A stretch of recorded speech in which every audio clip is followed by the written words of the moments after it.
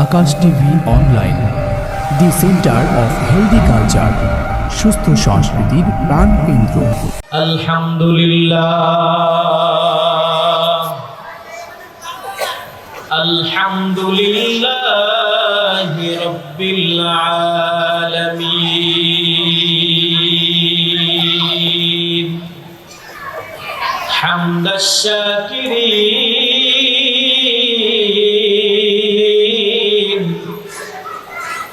ওয়াসসালাতু ওয়াসসালামু আলা সাইয়্যিদিল মুরসালিন। أما بعد فأعوذ بالله من الشيطان الرجيم. بسم الله الرحمن الرحيم. يا أيها الذين آمنوا قوا أنفسكم وأهليكم نارا. صدق الله العظيم. وقال رسول الله صلى الله عليه وسلم: كن في الدنيا كأنك غريب أو عابر سبيل، أو كما قال عليه الصلاة والسلام. وقال الله تعالى في شان حبيبه: إن الله وملائكته يصلون على النبي يا أيها الذين آمنوا صلوا عليه وسلموا تسليما. اللهم صل على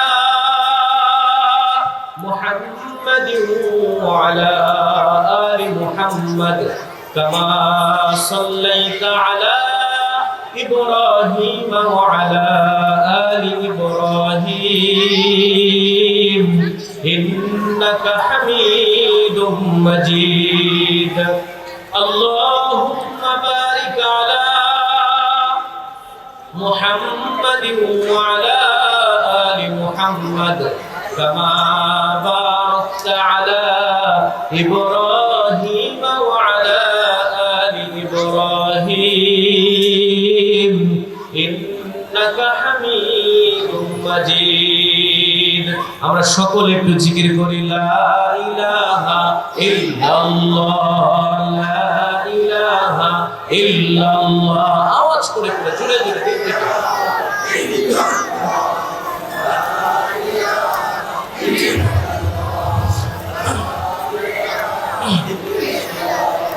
লা ইলাহা ইল্লাল্লাহ, লা ইলাহা ইল্লাল্লাহ।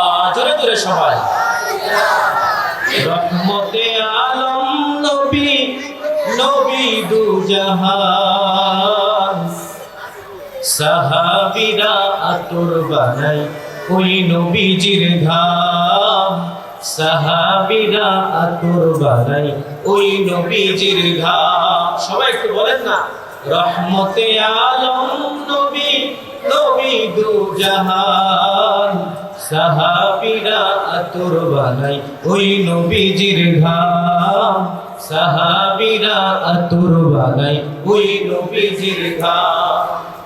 চিনো মানো কেমন ছিলেন আমার নবীজি, যাহার পাগল চন্দ্র সূর্য তারকারাজি, যাহার পাগল চন্দ্র সূর্য তারকারাজি। তোমরা আরো শুনবানি সুন্দর কাহিনী, আরো শুনবানি সুন্দর কাহিনী। জান্নাতেরই রুমে রুমে লেখা নবীর নাম, জান্নাতেরই রুমে রুমে লেখা নবীর নাম। আল্লাহু আকবার বলেন না। জান্নাতের প্রত্যেকটা রুমে রুমে কোন নবীর নাম লেখা? জোরে বলেন কোন নবীর নাম লেখা? জাহানের সরদার আকায়ে নামদার তাজদারে মদিনা মুহাম্মদুর রাসূলুল্লাহ সাল্লাল্লাহু আলাইহি ওয়াসাল্লামের নাম লেখা। চিল্লায়ে বলেন সুবহানাল্লাহ। আজকে নবীজি সাল্লাল্লাহু আলাইহি ওয়াসাল্লামের ঘর জামিয়া বাইতুল ফালাহ মাদ্রাসা ও এতিমখানার উদ্যোগে 18তম বার্ষিক ওয়াজ মাহফিল। আজকের এই ওয়াজ মাহফিলের সম্মানিত সভাপতি, প্রধান মেহমান, বিশেষ মেহমান আমার সামনে উপবিষ্ট আছেন অত্র এলাকার দিনদার ধর্মপ্রাণ মুসলমান ভাইরা, পর্দার অন্তরালে আমার শ্রদ্ধেয় সম্মানিত মা বোনেরা, যেই রব্বুল আলামিন আমাদেরকে আজকের এই মাহফিলে আসার জন্য তৌফিক দিয়েছেন, সেই রবের দরবারে আমরা একবার শুকরিয়া আদায় করি। সকলে দিল থেকে চিৎকার দিয়ে বলি আলহামদুলিল্লাহ। সম্মানিত মুসলমান ভাইরা আমার, আল্লাহ পাক রব্বুল আলামিন তার পবিত্র কোরআনুল কারীমের মধ্যে ঈমানদারদেরকে উদ্দেশ্য করে বলেছেন। কাদেরকে উদ্দেশ্য করে? ঈমানদার। ঈমানদার কাকে বলা হয়? যে আল্লাহর উপরে ঈমান আনে। আমানতু বিল্লাহি ওয়া মালাইকাতিহি ওয়া কুতুবিহি ওয়া রাসূলিহি ওয়াল ইয়াউমিল আখিরি ওয়াল কদরি খাইরিহি ওয়া শাররিহি মিনাল্লাহি তাআলা ওয়াল বা'সি বা'দাল মাউত। এই মৌলিক 7টি বিষয়ের উপরে যে ঈমান আনয়ন করেছে তাকেই বলা হয় ঈমানদার। ঠিক কি না? আল্লাহ পাক রব্বুল আলামিন ঈমানদারদেরকে উদ্দেশ্য করে বলেন, ইয়া আইয়ুহাল্লাযীনা আমানু, হে আমার ঈমানদার বান্দারা, কু আনফুসাকুম, তুমি নিজেকে দোজখের আগুন থেকে বাঁচাও। দোজখের আগুন থেকে ঈমানদারদেরকে বাঁচার জন্য সতর্ক করেছেন কে? এই বেশ একটু বাড়ায়। দোজখের আগুন থেকে বাঁচার জন্য, ঠিক আছে এটাই যেন থাকে, দোজখের আগুন থেকে বাঁচার জন্য সতর্ক করেছেন কে? আর একটু চিৎকার দিয়ে বলেন, কে করেছেন সতর্ক? কোন কাফেরকে বলেছেন? কোন বেঈমানকে বলেছেন? কোন মুশরিককে বলেছেন? বলেছেন ঈমানদারদেরকে, যারা আল্লাহকে বিশ্বাস করে। তাহলে এই কথার দ্বারা বোঝা যায়, আল্লাহ পাকের এই কথার দ্বারা আমরা বুঝতে পারি যে ঈমানদার ব্যক্তিরাও জাহান্নামে যাবে। কথা বলেন ঠিক কিনা? ঈমানদার ব্যক্তিরা কোথায় যাবে? জাহান্নামে যাবে। কেন যাবে? পরবর্তীতে বলতেছি। আল্লাহ পাক রব্বুল আলামিন বলেন, হে আমার ঈমানদার বান্দারা, তুমি নিজে দোজখের আগুন থেকে বাঁচো, ও আহলিকুম নার, তোমার পরিবার পরিজন যারা আছে তাদেরকে দোজখের আগুন থেকে বাঁচাও। দোজখের আগুন এটা মনে হয় অনেক আরামের জায়গা। কথা বলেন, অনেক মনে হয় শান্তি লাগে নাকি? আরে শান্তি লাগে বিদায় তো আজকে যুব সমাজ, শান্তি লাগে বিদায় তো আজকের মানুষরা জাহান্নামে যাওয়ার জন্য প্রতিযোগিতা শুরু করে দিয়েছে। কথা বলেন ঠিক কিনা? নাচ গান নর্তকীরা অলঙ্গ হয়ে নাচবে, সেখানে লক্ষ যুবকের সমাগম হয়, কিন্তু যেখানে কোরআনের কথা বলা হয় সেখানে মানুষকে খুঁজে পাওয়া যায় না হারকেন দিয়ে। কথা বলেন ঠিক কিনা? আজকে ইরশাদ নগরের মতো জায়গা, লক্ষ লক্ষ মানুষ যেখানে বসবাস করে, সেখানে আজকে মুষ্টিময় প্রতিময় লোক উপস্থিত হয়েছে ওয়াজ মাহফিলে। এটা অত্যন্ত দুঃখ আর পরিতাপের বিষয়। কথা বলেন ঠিক কিনা? বাহিরের আওয়াজ আমাদের ওয়াজ করতে দিচ্ছে না, বাহিরের আওয়াজ আমাদেরকে ওয়াজ শুনতে দিচ্ছে না। কিন্তু মানুষের ভিতরে যদি ন্যূনতম জ্ঞান থাকতো, আল্লাহর ভয় থাকতো, জাহান্নামের ভয় থাকতো, তবে অবশ্যই কোরআনের মজমায় আসতো। কথা বলেন ঠিক কিনা? যারা কোরআনের মজমায় উপস্থিত হয়, যারা কোরআনের কথা শুনে, কোরআনের সাথে সম্পর্ক রাখে, আমার আল্লাহ পাক রব্বুল আলামিন বলে দিয়েছেন তাদের ব্যাপারে তারা জান্নাতে যাবে। সুবহানাল্লাহ। আজকে এখানে যারা উপস্থিত হয়েছেন, এটা হলো জান্নাতের বাগান, রিয়াজুল জান্নাহ। সুবহানাল্লাহ। রিয়াজুল জান্নাহ, জান্নাতের বাগান। আসমান থেকে বৃষ্টির মতো এখানে সকিনা অবতীর্ণ হচ্ছে, রহমত অবতীর্ণ হচ্ছে। আর এখানে যারা বসতে পেরেছে তাদের নসিব অনেক ভালো, তাদের কপাল অনেক ভালো। চিল্লায় বলেন সুবহানাল্লাহ। নবীজি সাল্লাল্লাহু আলাইহি ওয়াসাল্লাম বলেন, মাইয়ুরিদিল্লাহু বিহি খায়রা ইউফাক্কিহু ফিদ্দিন, আল্লাহ যার মঙ্গল চাই তাকে দ্বীনের জ্ঞান দান করেন। আর যেই ব্যক্তি দ্বীনের জ্ঞান অর্জন করতে পারে, বুঝতে হবে আল্লাহ পাক রব্বুল আলামিন তার উপরে রহম করেছে, আল্লাহ পাক রব্বুল আলামিন তার মঙ্গল চাই, এই জন্যই ওই ব্যক্তিটা ওয়াজ মাহফিলে আসতে পারছে। কথা বলেন ঠিক কি না? আর যারা আল্লাহ পাক রব্বুল আলামিনের হুকুম মানে না, পাপাচারের মধ্যে লিপ্ত হয়ে যায়, অন্যায় কাজে লিপ্ত হয়ে যায়, গুনার কাজের মধ্যে পড়ে যায়, আমার আল্লাহ পাক রব্বুল আলামিন তাদের জন্য জাহান্নাম সৃষ্টি করেছেন। ইন্না জাহান্নামা কানাত মিরসাদা লিত-তাগীনা মাআবা লাবিসিনা ফিহা আহকাবা। আল্লাহ পাক রব্বুল আলামিন বলেন, নিশ্চয়ই জাহান্নাম উত পেতে রয়েছে সীমা লঙ্ঘনকারীদের জন্য। তাদের জন্য যারা সীমাকে লঙ্ঘন করেছে, আল্লাহ পাক রব্বুল আলামিনের আদেশকে যারা লঙ্ঘন করেছে, আল্লাহর হুকুম যারা পালন করে না, নবীর তরিকা অনুযায়ী যারা চলে না, যারা সুদ খায়, ঘুষ খায়, মানুষকে ঠকায়, মিথ্যা কথা বলে, বেপরদাতে চলে, অন্যায় করে, অনাচার করে, পাপাচার করে, তারা আল্লাহ পাক রব্বুল আলামিনের সীমাকে লঙ্ঘন করে ফেলেছে। আর যারা আল্লাহ পাক রব্বুল আলামিনের সীমাকে লঙ্ঘন করেছে, তাদের জন্য জাহান্নাম উৎপেতে রয়েছে। বলেন নাউজুবিল্লাহ। তারা ওই জাহান্নামের মধ্যে প্রবেশ করবে, যুগের পর যুগ অবস্থান করবে। লা ইয়াযুকুনা ফিহা বারদাও ওয়ালা শারাবা ইল্লা হামিমান ওয়া গাসসাকা। ওই জাহান্নামের মধ্যে মানুষকে কোনো ঠান্ডা পানি দেওয়া হবে না, তপ্ত গরম পানি দেওয়া হবে। লাকিলুনা মিন শাজারিন মিন যাক্কুম ফামালিউনা মিনহাল বুতুন। যাক্কুম নামক ফল দেওয়া হবে, আর ওই যাক্কুম নামক ফল জাহান্নামী ব্যক্তিরা যখন ভক্ষণ করবে, তখন তাদের গলার মধ্যে আটকে যাবে। গলার মধ্যে যখন যাক্কুম নামক ফল আটকে যাবে, চিৎকার করে করে কাঁদবে। জাহান্নামী ব্যক্তিরা আল্লাহকে ডাক দিয়া বলবে, আল্লাহ, দুনিয়ার জিন্দেগিতে পাপাচার করেছি, ভুল করেছি, বুঝতে পারি নাই। আজকে এই জাহান্নামের মধ্যে ক্ষুধার্ত অবস্থায় কাঁটাযুক্ত ফল আপনি দিয়েছেন। ওই কাঁটাযুক্ত ফল যখন জাহান্নামী ব্যক্তিদের গলার মধ্যে আটকে যাবে, পানি পানি বলে চিৎকার করতে থাকবে। লা ইয়াযুকুনা ফিহা বারদাও ওয়ালা শারাবা ইল্লা হামিমান ওয়া গাসসাকা। ওই জাহান্নামের মধ্যে এমন গরম পানি দেওয়া হবে, ওই জাহান্নামের মধ্যে এমন তপ্ত গরম পানি দেওয়া হবে, গরম পানিটা গলার মধ্যে ঢালার সাথে সাথে জাহান্নামী ব্যক্তিদের পেটের নাড়ি ভুঁড়ি যা কিছু আছে সবকিছু তার পায়খানার রাস্তা দিয়ে বের হয়ে যাবে। বলেন নাউজুবিল্লাহ। এই কঠিন কষ্টের জায়গা জাহান্নামে যাওয়ার জন্য মানুষ আজকে এত প্রতিযোগিতা করতেছে, কে কার আগে জাহান্নামে যাবে, কে কার আগে জাহান্নামের ডায়েরিতে নাম লেখাবে, জাহান্নামের খাতায় নাম লেখাবে। এটার একটা কম্পিটিশন চলতেছে। কথা বলেন ঠিক না? সম্মানিত মুসলমান ভাইয়েরা আমার, জাহান্নামের আগুন দুনিয়ার কোনো আগুনের মতো সাধারণ আগুন না। 1000 বছর এই জাহান্নামের আগুনকে আল্লাহ পাক জ্বালিয়েছেন। 1000 বছর পর্যন্ত জাহান্নামের আগুন জ্বলার কারণে এই জাহান্নামের আগুনটা লাল রূপ ধারণ করেছে। কি রূপ ধারণ করেছে? লাল হয়েছে। আরো 1000 বছর পর্যন্ত আল্লাহ পাক রব্বুল আলামিন এই জাহান্নামের আগুনকে জ্বালিয়েছেন। 2000 বছর পর্যন্ত জাহান্নামের আগুন জ্বলার পরে এই জাহান্নামের আগুনটা সাদা রূপ ধারণ করেছে। আরো 1000 বছর, মোট 3000 বছর পর্যন্ত জাহান্নামের আগুনকে জ্বালিয়ে আল্লাহ পাক রব্বুল আলামিন এত শক্তিশালী করেছেন, এত শক্তিশালী করেছেন, ওই জাহান্নামের আগুনটা কালো রূপ ধারণ করেছে। কি রূপ ধারণ করেছে? কালো রূপ ধারণ করেছে। আর ওই কালোটা এত কালো, এত কৃষ্ণকায়, এত কালো, ওই জাহান্নামের মধ্যে মানুষ যখন প্রবেশ করবে তখন অন্ধকারের মধ্যে সে কিছুই দেখতে পাবে না। চারদিক থেকে শুধু আযাব আর আযাব আসা শুরু করবে। এই জাহান্নামের কঠিন শাস্তি আমরা কে কে চাই?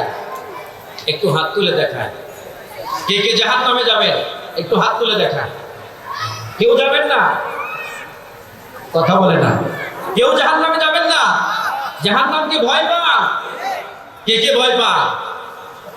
আমিও ভয় পাই। আমি সবচেয়ে বেশি ভয় পাই। হাত নামান সবাই। সবাই ভয় পায় জাহান্নামকে। কিন্তু যখন বলা হয় এই কাজ করলে আপনি জাহান্নামে যাবেন, তখন ওই কাজটাই বেশি বেশি করে। কথা বলে ঠিক না? শয়তান মানুষের পিছনে এমন ভাবে লেগে পড়েছে, মানুষ আজকে জাহান্নামে যাওয়ার জন্য নামাজ পড়ে না। কথা বলে ঠিক না? টুপি মাথায় দিয়ে ঘুরে, দাড়ি রাখছে ঠিকই, কিন্তু নামাজ এক ওয়াক্ত পড়ে না। জিজ্ঞেস করি যদি ভাই নামাজ পড়েন না কেন, ভাই নামাজ না পড়লাম আর সবকিছু ঠিক আছে। কথা বলেন ঠিক কিনা? আল্লাহ পাক রব্বুল আলামিন বলেন ইন্নাস সালাতা তানহা আনিল ফাহশাই ওয়াল মুনকার। আল্লাহ পাক রব্বুল আলামিন বলেন নিশ্চয়ই নামাজ সমস্ত প্রকার খারাপ কাজ থেকে বিরত রাখে, সমস্ত আকাম কুকাম যা আছে সব কিছু করে, আর বলে যে আমি নামাজ পড়ি না বাকি সব ঠিক আছে। যে এই কথা বলে আল্লাহর দুনিয়াতে তার মতো মিথ্যাবাদী আর কেউ নাই। কথা বলেন ঠিক কিনা? সে হলো টাটকা মিথ্যাবাদী। আর তার ব্যাপারে আল্লাহ পাক রব্বুল আলামিন কোরআনের আয়াত নাযিল করেছেন ফাওয়াইলুল লিল মুসাল্লিন আল্লাযীনা হুম আন সালাতিহিম সাহুন। ধ্বংস ওই সমস্ত নামাজীদের জন্য যারা তাদের নামাজের ব্যাপারে উদাসীন, যারা তাদের নামাজের ব্যাপারে কি উদাসীন। আজকাল কিছু কিছু মুসলমান তারা তো মনে মনে ধারণা করে নিয়েছে, মনে মনে চিন্তা করে নিয়েছে, মনে মনে ডিসিশন নিয়ে ফেলেছে নামাজ শুধুমাত্র হুজুরদের জন্য। কথা কম না, আপনাদের এলাকার মানুষরা মনে হয় এগুলো মনে করে না। ওই যারা মাদ্রাসায় করে হুজুর দাঁড়িয়ে রাখছে, টুপি রাখছে, মৌলবি, নামাজ রোজা হজ যাকাত শুধু এদের জন্য, আমগোর জন্য কিছু না। আমরা খালি দুনিয়ার পিছনে দৌড়াবো, টাকা ইনকাম করব, বিল্ডিং বানাবো, বাড়ি বানাবো, জমি কিনবো, দুনিয়ার পিছনে পড়ে গেছে। কথা বলেন ঠিক কিনা? নবীজি সাল্লাল্লাহু আলাইহি ওয়াসাল্লাম বলেন, নবীজি সাল্লাল্লাহু আলাইহি ওয়াসাল্লাম বলেছেন দুনিয়ার ভালোবাসা, দুনিয়ার মোহাব্বত, দুনিয়াকে যারা তালাশ করে তালিবুহা কিলাব, তারা হলো দুনিয়ার কুকুর। আর দুনিয়া সিফাতুন, দুনিয়া হলো মরা গাধার মতো। মরা পশু যেমন, মরা পশু যদি মরে থাকে, গরু একটা মরে গেছে, ওই গরুর গোশত কি কেউ খাইতে চাইবে? জোরে বলেন বুদ্ধিমান কোন লোক, পাগল ছাড়া বুদ্ধিমান কোন লোক কি মরা গরুর গোশত খাবে? জোরে বলেন। নবী সাল্লাল্লাহু আলাইহি ওয়াসাল্লাম বলেছেন যারা দুনিয়াকে তালাশ করে তারা এইরকম। কিরকম? যে দুনিয়ার কিছু কিছু জায়গা আছে যেগুলো হলো সরকারি জায়গা। কি জায়গা? সরকারি জায়গাতে যদি কোনো ব্যক্তি ক্ষমতার বলে বিল্ডিং নির্মাণ করে, ঘর নির্মাণ করে, বাড়ি নির্মাণ করে, সরকার যে কোনো মুহূর্তে ওই ব্যক্তির ঘরটাকে ওখান থেকে উচ্ছেদ করতে পারে কি পারে না? ওই ঘরের কোনো নিশ্চয়তা আছে? কোনো গ্যারান্টি আছে? এই দুনিয়াটাও যিনি সৃষ্টি করেছেন, এই দুনিয়ার যিনি সৃষ্টিকর্তা, তিনি হলেন আল্লাহ, তিনি হলেন দুনিয়ার মালিক। কথা বলেন ঠিক না? এই দুনিয়ার ঘর বাড়ি টাকা পয়সা বাহাদুরি ক্ষমতা কোনো কিছুই সাথে যাবে না, সব কিছু রেখে কবরে একদিন খালি হাতে চলে যেতে হবে। এই দুনিয়ার সব কিছু ক্ষণস্থায়ী। কথা বলেন ঠিক না? এই জন্যই তো বলেছেন পরের জায়গা পরের জমিন ঘর বানায় আমি রই, আমি তো সেই ঘরের মালিক নই, আমি তো সেই ঘরের মালিক নই। কথাটা কিন্তু 100% কারেক্ট। কথা বলেন ঠিক না? কথাটা কিন্তু 100% সত্য। কারণ বহু বাড়িওয়ালা, বহু গাড়িওয়ালা, বহু টাকাওয়ালা, পয়সাওয়ালা দুনিয়াতে এসেছে খালি হাতে, আবার চলে গেছেও খালি হাতে। কথা বলেন ঠিক না? মাঝখানের 2 দিনের ক্ষমতা পাইয়া, মাঝখানের 2 দিনের টাকা পয়সা পাইয়া মানুষ কত বাহাদুরি করলো, মানুষ কত পাপাচার করলো, মানুষ কত অন্যায় করলো। কিন্তু এমন একদিন আসবে বাবা, যেই দিন তোমার কোনো বাহাদুরি থাকবে না, যেই দিন তোমার কোনো ক্ষমতা থাকবে না, যেই দিন তোমার কোনো পাওয়ার থাকবে না। হযরত আজরাইল আলাইহিস সালাম যেদিন তোমার জানটাকে কবজ করে নিয়ে যাবে, তোমার ক্ষমতা, তোমার বাহাদুরি কোনো কিছু কাজে আসবে না। বাবারে, তোমার সাথে কিন্তু কবরে কেউ যাবে না। যারা তোমার বন্ধু ছিল, আত্মীয় স্বজন ছিল, পাড়া প্রতিবেশী ছিল, কেউ তোমার সাথে যাবে না। এই বিলাসবহুল বাড়িটাকে ফালাইয়া, বিলাসবহুল গাড়িটাকে রাখিয়া, বিবি বাচ্চা আত্মীয় স্বজন যা কিছু আছে সবাইকে ফেলে দিয়ে একদিন অন্ধকার কবরে একা একা যেতে হবে। কথা বলেন ঠিক কিনা? রাজা যেভাবে চলে যাবে কবরের দেশে, ভিক্ষুকও সেভাবে চলে যাবে কবরের দেশে। ভিক্ষুককেও 3 টুকরা কাফনের কাপড় পরানো হবে, রাজাকেও 3 টুকরা কাফনের কাপড় পরানো হবে।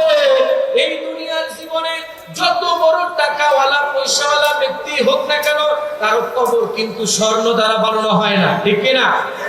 কারো কবরে কিন্তু স্বর্ণ মুদ্রা, টাকা পয়সা, ব্যাংক ব্যালেন্স কোনো কিছুই দেওয়া হয় না। বাবারে কবরে যাইতে হবে আমল নিয়া, কি নিয়া যাইতে হবে? আমল নিয়া যাইতে হবে। কবরে যাইতে হবে ঈমান নিয়া। ওই কবরে যদি আমল নিয়া যাইতে পারেন, ওই কবরে যদি আমল নিয়া যাইতে পারেন, আল্লাহ পাক রব্বুল আলামিনের ফেরেশতারা আপনার জন্য জান্নাতের বিছানা বিছায়া দিবে। সুবহানাল্লাহ। জান্নাতের পোশাক পরায়া দিবে, জান্নাতের চাদর গায়ে দিয়ে দিবে, জান্নাত পর্যন্ত কবরটাকে প্রশস্ত করে দিবে। ওই জান্নাতের হাওয়া খাইতে খাইতে কিয়ামত পর্যন্ত কবরের জিন্দেগি কেটে যাবে। বলেন সুবহানাল্লাহ। আর যদি কোনো বান্দা ওই কবরে আমল না নিয়ে যাইতে পারে, ওই কবরে যদি ঈমান না নিয়ে যাইতে পারে, তাহলে মৃত্যুবরণ করার সাথে সাথে কবরের ফেরেশতারা তাকে যখন সওয়াল করবে, সওয়ালের জবাব যদি না দিতে পারে, কবরের মাটি এমন ভাবে চাপ দিবে, এক পাথরের হাড্ডি আরো আজরের মধ্যে ঢুকে যাবে। বাবারে, শুধুমাত্র এই শাস্তি দেওয়া হবে না, জাহান্নামের বিছানা বিছিয়ে দেওয়া হবে, জাহান্নামের দরজা খুলে দেওয়া হবে, জাহান্নামের পোশাক পরিয়ে দেওয়া হবে। ওই কবরের মধ্যে জাহান্নামের ফেরেশতারা গুর্জ এনে এমন ভাবে আঘাত করবে, এমন ভাবে আঘাত করবে, ওই গুর্জ যদি পৃথিবীর কোন বড় পাথরের পাহাড়ের উপরে মারা হইতো, তাহলে ওই পাথরের পাহাড়টা চূর্ণ বিচূর্ণ হয়ে যাইতো। বলেন নাউজুবিল্লাহ। বাবা, ওই কবরে যদি যাইতে চাই, ওই কবরে যদি আপনি আমি যাইতে চাই, তাহলে কবরের সামানা নিয়ে যাওয়ার দরকার আছে কিনা নাই? জোরে বলেন, দরকার আছে কিনা নাই? বাবারে, চিন্তা করেন, আপনি টাকা রেখে যাবেন, জমি রেখে যাবেন, বাড়ি রেখে যাবেন, আপনার সন্তান বছরে একদিন আপনার জন্য খরচ করবে কিনা, টাকা পয়সা দান করবে কিনা, এটার কোনো গ্যারান্টি নাই। কারণ এটার প্রমাণ আপনি নিজে। কারণ আপনার যাদের বাবা মারা গেছে, যাদের মা নাই, দুনিয়া থেকে যাদের বাবা মা অন্ধকার কবরে চলে গেছে, বাবা মার জন্য কে কতটুকু করতেছেন, কে কতটুকু ধন সম্পদ আল্লাহর রাস্তায় দান করতেছেন, এটা কিন্তু আপনারা যাদের মা বাবা নাই তারা কিন্তু নিজেরাই জানেন। কথা বলেন ঠিক না? ঠিক তেমনই হবে আপনার সন্তান যে আছে, সেও কিন্তু আপনি মারা যাওয়ার পরে, আপনি ইন্তেকাল করার পরে আপনার রেখে যাওয়া সম্পদ থেকে ওইভাবে দান করবে না। এজন্য বলে যাই ভাই, কবরে যাওয়ার আগে কবরের সামানা যদি তৈয়ার করতে চান, নবীজি সাল্লাল্লাহু আলাইহি ওয়াসাল্লাম বলেছেন, মানুষ যখন ইন্তেকাল করে তখন তার সমস্ত আমলনামা বন্ধ হয়ে যায়। তিনটা আমলনামা জারি থাকে। কয়টা আমলনামা জারি থাকে? জোরে বলেন, কয়টা? তিনটা আমলনামা জারি থাকে। এক নাম্বার হলো উপকারী ইলম। এক নাম্বার কি? উপকারী ইলম, যে ব্যক্তি কোরআন শিখছে, অন্য মানুষকে শিখাইছে। দুই নাম্বার হলো নেককার সন্তান। নেককার কি? সন্তান। আপনার ছেলে যদি নেককার হয়, হাফেজ হয়, আলেম হয়, অথবা পরহেজগার হয়, অথবা মুত্তাকি হয়, অথবা নামাজ পড়নেওয়ালা হয়, দানকারী হয়, তাহলে এটা হলো আপনার দুই নাম্বার সম্পদ। তিন নাম্বার হলো আপনি আপনার জীবনে এমন কাজ করে গেছেন, মাদ্রাসা নির্মাণ করেছেন, মসজিদ নির্মাণ করেছেন, রাস্তা নির্মাণ করেছেন, শৌচাগার করেছেন, মানুষের জন্য পানি ব্যবস্থা করেছেন। এইগুলো যতদিন পর্যন্ত থাকবে ততদিন পর্যন্ত কবরে আপনি সওয়াব পাইতে থাকবেন। বলেন সুবহানাল্লাহ।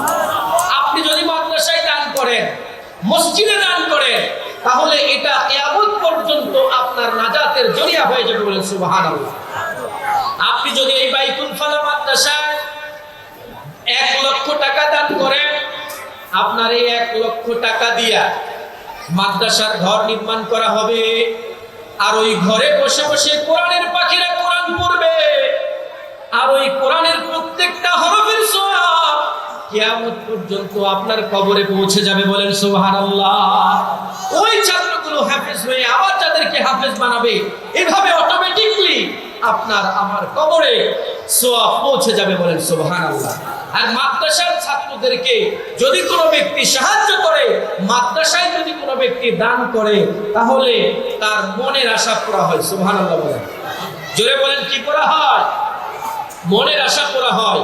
দুই নাম্বার, তার বিপদ আপদ বালা মুসিবত দূর হয়ে যায়। সুবহানাল্লাহ বলেন। তার বাবা মা যদি মারা যেয়ে থাকে, তাহলে বাবা মার কবরের আযাব আল্লাহ মাফ করে দেয়। সুবহানাল্লাহ বলেন, জোরে বলেন সুবহানাল্লাহ। 4 নম্বর, তার যদি কোনো পেরেশানি থেকে থাকে, পেরেশানিগুলোকে আল্লাহ তাআলা দূরীভূত করে দেয়। বলেন সুবহানাল্লাহ। আপনাদেরকে ছোট্ট একটা ঘটনা শোনাই। মাদ্রাসায় দান করলে, মাদ্রাসার কোরআনের পাখিদেরকে সাহায্য করলে কি লাভ হয়? বাদশাহ সুলতান মাহমুদ গজনবী, তার নাম আপনারা শুনেছেন। বর্তমান আফগানিস্তান, এই আফগানিস্তানের রাজধানী কাবুল, ওই কাবুলে এক সময় শাসন করত বাদশাহ সুলতান মাহমুদ গজনবী। বাদশাহ সুলতান মাহমুদ গজনবী অত্যন্ত পরহেজগার, নেককার, আল্লাহওয়ালা একজন ব্যক্তি ছিলেন। এই বাদশাহ সুলতান মাহমুদ গজনবী রাতের বেলা ঘুরে ঘুরে জনগণের খোঁজ খবর নিতেন। ছদ্মবেশে তিনি রাতের বেলা বের হয়ে যেতেন, প্রজাদের বাড়িতে বাড়িতে গিয়ে খোঁজ নিতেন কার কি সমস্যা। একদিন বাদশাহ সুলতান মাহমুদ গজনবী রাতের অন্ধকারে, কনকনে শীতের মধ্যে, গভীর রাতে রাজপ্রাসাদে প্রবেশ করবে। এমন সময় লক্ষ্য করে দেখে যে তার রাজপ্রাসাদের সামনে যে রাস্তায় যে সরকারি লাইট, ওই লাইটের পাশে একটা ছোট্ট বাচ্চা কোরআন শরীফ খুলে মধুর সুরে কোরআন তেলাওয়াত করছে। সুবহানাল্লাহ বলবেন না? বাদশাহ সুলতান মাহমুদ গজনবী আস্তে আস্তে ওই বাচ্চার দিকে অগ্রসর হলেন। বাচ্চার দিকে অগ্রসর হওয়ার পরে তিনি ওই বাচ্চাকে ডাক দিয়ে বললেন, বাবা, এত গভীর রজনীতে যখন সমস্ত মানুষ ঘুমায় গেছে, তুমি কেন এখনো ঘুমাও নাই? এত রাতে তুমি এখানে দাঁড়ায় কোরআন শরীফ কেন পড়তেছো? এই কনকনে শীতের মধ্যে তোমার শরীরের মধ্যে কোনো শীতের পোশাক নাই। তখন ওই ছোট্ট বাচ্চাটা ডাক দিয়া বলে, আঙ্কেল, আমার বাড়ি হলো অমুক গ্রামে, আমি অমুক মাদ্রাসায় পড়ি। আজকে মাদ্রাসায় পড়ার সময় আমার হারিকেনের যে তেল আছে, তেল পুড়িয়ে গেছে। আমি এতিম মানুষ, তেল কেনার মতো আমার কাছে কোনো টাকা নাই, আমার কাছে কোনো পয়সা নাই। আর আমি আমার আজকের কোরআন শরীফের যেই পড়াটা, এটা এখন পর্যন্ত মুখস্থ করতে পারি নাই। তাই আমি আপনার বাড়ির সামনে সরকারি যে লাইট, ওই লাইটের সামনে দাঁড়াইয়া কোরআন তেলাওয়াত করতেছি আর কোরআন মুখস্থ করতেছি। সুবহানাল্লাহ বলেন। বাদশাহ সুলতান মাহমুদ গজনবী ছোট্ট বাচ্চাটাকে জড়িয়ে ধরলেন, কোলের মধ্যে নিয়ে বললেন, বাবা, আমার এলাকার মধ্যে, আমার রাজ্যের মধ্যে তুমি একজন গরিব ছাত্র, মাদ্রাসায় লেখাপড়া করো, তেল কেনার মতো তোমার টাকা নাই। চলো চলো চলো, তোমাকে যতটুকু সম্ভব আমি তোমাকে সাহায্য করব। বাদশাহ সুলতান মাহমুদ গজনবী ওই ছোট্ট বাচ্চাটাকে কোলে নিয়ে তিনি চলে গেলেন সোজা রাজপ্রাসাদের ভিতরে। রাজপ্রাসাদের ভিতরে প্রবেশ করার পরে শাহী যে সিংহাসন ছিল, বাদশার যে চেয়ার, ওই চেয়ারে ওই বাচ্চারে বসেছে। সুবহানাল্লাহ। একটা গরিব এতিম ছোট্ট মাদ্রাসার ছাত্র, বাদশা নিজে ওই বাচ্চাকে কুলে করে নিয়ে এসে তার নিজের চেয়ারের মধ্যে বসায় দিয়েছে। বসায় দিয়ে বাদশা সুলতান মাহমুদ গজনবী পাশ থেকে তার মাথার যে মুকুটটা ছিল, আগেকার যুগের বাদশাদের মাথায় মুকুট দিত না? এই কথা বলেন, আগেকার যুগের বাদশারা মাথায় কি দিত? বড় বড় মুকুট দিত। বাদশা সুলতান মাহমুদ গজনবী তার মুকুটটা তুলে নিয়ে এনে ওই বাচ্চার মাথার মধ্যে দিয়ে দিছে। বলেন সুবহানাল্লাহ। এবার বাদশা সুলতান মাহমুদ গজনবী ওই ছোট্ট বাচ্চার পায়ের কাছে বসে বলতেছে, বাবা, বলো বলো বলো তোমার কি প্রয়োজন, আমি তোমার প্রয়োজনগুলো পুরা করে দেব। ছোট্ট বাচ্চা বলতেছে, আঙ্কেল, আমার তো তেমন কিছু দরকার নাই, আমার শীতের একটা কাপড় নাই, কনকনে পুষ্পশী শীতের মধ্যে আমার অনেক কষ্ট হয়, আপনি আমাকে একটা শীতের জামা কিনে দেন। কত টাকা লাগবে? এত টাকা। তিনি রাষ্ট্রীয় কোষাগার থেকে টাকা নিয়ে একটা ক্ষতি আছে না, ক্ষতি, আগেকার যুগের মানুষরা, ব্যবসায়ীরা কাপড়ের ব্যাগ বানাইয়া সেটার মধ্যে টাকা রাখতো। মুরব্বীরা বলতে পারবেন, এখনকার ইয়ং জেনারেশন এগুলো চিনে না, তারা পার্স চিনে। কি চিনে? পার্স চিনে। আগেকার যুগের যারা মুরব্বী আছে তারা চিনবেন, কাপড় দ্বারা টাকা রাখার কি বানাইতো? ব্যাগ বানাইতো, ওটার মধ্যে কিছু টাকা দিছে। বলতেছে, বাবা, তোমার আর কি লাগবে তুমি বলো তো। তখন ওই বাচ্চাটা বলতেছে, আঙ্কেল আমার তো তেল কেনার মতো টাকা নাই, আমার তেলের ব্যবস্থা করবেন। তো এই যে তোমাকে সারা বছর যত তেল লাগে সব তেলের টাকা আমি তোমাকে দিয়ে দিলাম। বলেন সুবহানাল্লাহ। তোমার যদি কোনো সময় কোনো কিছু লাগে, কোনো কিছুর দরকার হয়, প্রয়োজন হয়, তাহলে অবশ্যই অবশ্যই আমাকে বলবে, আমি তোমার প্রয়োজনগুলো পুরা করবো। সুবহানাল্লাহ বলেন। ছোট্ট বাচ্চাকে বাদশাহ সুলতান মাহমুদ গজনবী টাকা দিয়ে নিজের ঘোড়ার উপরে সওয়ার করিয়ে বাড়ি পর্যন্ত দিয়ে আসছে। কোথায় দিয়ে আসলেন? বাড়িতে পৌঁছায় দিয়ে আসার পরে বাদশাহ সুলতান মাহমুদ গজনবী রাতের বেলা ঘুমায় গেছে। ঘুমের মধ্যে বাদশাহ সুলতান মাহমুদ গজনবী ওই জিনিসটা পাইছে, যেই জিনিসটা বাদশাহ সুলতান মাহমুদ গজনবী 10 বছর থেকে চাচ্ছিল। সুবহানাল্লাহ। কয় বছর থেকে? 10 বছর থেকে বাদশাহ সুলতান মাহমুদ গজনবী প্রত্যেকদিন রাতে 100 রাকাত নফল নামাজ পড়তো, 1000 বার দরুদ শরীফ পড়তো। কারণ তার মনের দুইটা বাসনা ছিল, একটা হলো নবীজি সাল্লাল্লাহু আলাইহি ওয়াসাল্লামকে স্বপ্নে দেখবে, আর আরেকটা হলো যে পৃথিবীর সবচেয়ে ভালো মানুষকে, ওই ভালো মানুষের সাথে একটু সাক্ষাৎ করবে। কয়টা আশা? দুইটা আশা। 1 নাম্বার নবীর সাথে দেখা করবে স্বপ্নের মধ্যে, আর 2 নাম্বার হলো পৃথিবীর সবচেয়ে ভালো মানুষকে তার সাথে সাক্ষাৎ করবে। রাতের বেলা যখন ঘুমায় গেছে ওই দিন রাতে, আল্লাহু আকবার, বাদশাহ সুলতান মাহমুদ গজনবী স্বপ্নের মধ্যে দেখতেছে তার ঘরটা নূরে নূরান্বিত হয়ে গেছে। সুবহানাল্লাহ বলেন। আরবের নবী, করুণার নবী, রাহমাতুল লিল আলামিন, স্বপ্নের মধ্যে বাদশাহ সুলতান মাহমুদ গজনবীর সাথে দিদার হয়ে গেছে। বলেন সুবহানাল্লাহ। নবীর দিদার পাওয়ার পরে বাদশাহ সুলতান মাহমুদ গজনবীর তো হুঁশ নাই। নবীকে সালাম দিয়ে বলতেছে, ইয়া রাসূলুল্লাহ, ইয়া হাবিবাল্লাহ, আজকে 10 বছর থেকে আপনাকে স্বপ্নে দেখার জন্য প্রতিদিন 100 রাকাত নামাজ পড়ি, 1000 বার দরুদ পড়ি, কিন্তু আমার নামাজ, আমার দরুদ শরীফ 10,000 বছর পরে আল্লাহ মনে হয় কবুল করেছে। নবী গো, আমি আপনার কাছে একটা বিষয় জানতে চাই, যে এই পৃথিবীতে সবচেয়ে ভালো মানুষকে আপনি একটু বলে দেন, আমি তার সাথে সাক্ষাৎ করব। সুবহানাল্লাহ। নবীজি সাল্লাল্লাহু আলাইহি ওয়াসাল্লাম স্বপ্নের মধ্যে বাদশা সুলতান মাহমুদ গজনবীকে ডাক দিয়ে বলে, ওরে বাদশা সুলতান মাহমুদ গজনবী, তুই যে এত বোকা আগে তো জানি না। সুবহানাল্লাহ বলবেন না? তুই যে এত বোকা, তুই কি এখনো ভালো মানুষ চিনিস নাই? আরে যার কারণে আমি নবী তোর সাথে সাক্ষাৎ দিয়েছি, ওই মাদ্রাসার ছাত্র, তাকে তুই সাহায্য করেছিস, তার মতো ভালো মানুষ আর দুনিয়াতে নাই। বলেন সুবহানাল্লাহ। নবীজি বলেছেন, খায়রুকুম মান তাআল্লামাল কুরআন ওয়া আল্লামা, যারা কোরআন শিখে, যারা কোরআন শিখায়, তারাই দুনিয়ার সবচেয়ে উত্তম। সুবহানাল্লাহ বলেন। কোন এমপির ব্যাপারে এই কথা বলে নাই, কোন মন্ত্রীর ব্যাপারে এই কথা বলে নাই। এমপি মন্ত্রীরা যখন এয়ারপোর্ট দিয়ে আসে, তখন তাদেরকে লাল গালিচা সংবর্ধনা দেওয়া হয়। একটা লাল গালিচা কিনতে ধরলাম 1 কোটি টাকা লাগে। কয় কোটি টাকা? 1 কোটি টাকার লাল গালিচা দিয়ে কাউকে সংবর্ধনা দেওয়া হয় না। ধরলাম 1 কোটি টাকা লাগে। কিন্তু এই বাইতুল ফালাহ মাদ্রাসার ছাত্ররা যখন ঘর থেকে কোরআন শিখার জন্য বের হয়, তাদের পায়ের নিচে ফেরেশতারা নূরের পর বিছিয়ে দেয়। সুবহানাল্লাহ। আরে জোরে বলেন সুবহানাল্লাহ। শুধুমাত্র তাই না, এই মাদ্রাসার ছাত্র যারা হাফেজ হবে, কি হবে? হাফেজ হবে। এই হাফেজে কোরআনের পিতা মাতা যারা আছে, তাদেরকে আল্লাহ পাক রব্বুল আলামিন কিয়ামতের ময়দানে মুতির মিম্বরে বসিয়ে তাদের মাথায় নূরের টুপি পরিয়ে দিবে। বলেন সুবহানাল্লাহ। এমন নূরের টুপি পরিয়ে দিবে, এমন নূরের টুপি পরিয়ে দিবে। ওরে বাবা, তাকায় দেখেন, আমাদের এই পৃথিবী 51 কোটি বর্গ মাইল। কত কোটি বর্গ মাইল? এই 51 কোটি বর্গ মাইলের পৃথিবী, এখান থেকে 15 কোটি কিলোমিটার দূরে। কত কিলোমিটার? এই জুড়ে বলেন কত কিলোমিটার? 15 কিলোমিটার দূর থেকে, 15 কোটি কিলোমিটার দূর থেকে সূর্য তাপ দেয়। আর ওই সূর্যটাকে আমরা এত বড় দেখি, গোটা পৃথিবীকে আলোকিত করে ফেলে। বলেন সুবহানাল্লাহ।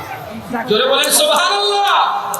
ওই সূর্যের চেয়েও বেশি উজ্জ্বল হবে একজন হাফেজে কোরআনের মাতা পিতার মাথায় যে মুকুট পরিয়ে দিবে। বলেন সুবহানাল্লাহ।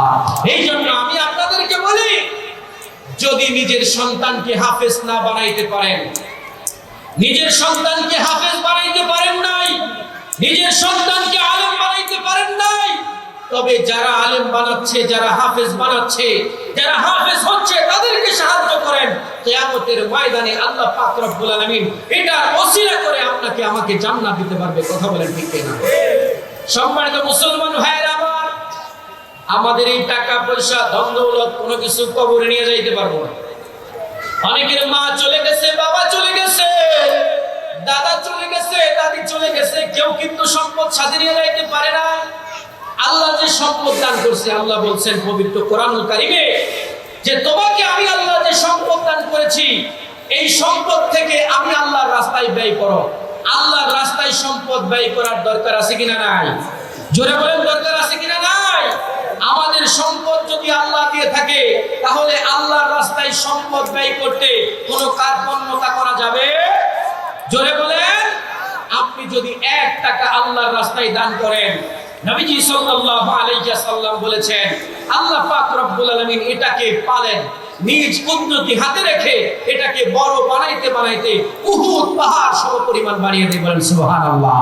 এজন্য সম্মানিত মুসলমান ভাইয়েরা আমার, এই বাইতুল ফালা মাদ্রাসার জন্য কেউ উঠবেন না। যে উঠে যাবে, আমি একটা কথা আগে বলছিলাম, যে উঠে যাবে বুঝবো যে শয়তানের সাথে তার খুব ভালো কি আছে, রিলেশন কি আছে, ভালো সম্পর্ক আছে। কেউ উঠবেন না। সম্মানিত মুহতারাম হাজিরিন, আমি আপনাদের কাছে চাই যে আপনারা এই মাদ্রাসায় দিলটাকে নরম করে, অন্তরটাকে নরম করে আল্লাহর রাস্তায় কোরআনের পাখিদের জন্য এই মাদ্রাসায় 50,000 টাকা দিবেন, এইরকম একজন ব্যক্তিকে দেখতে চাই।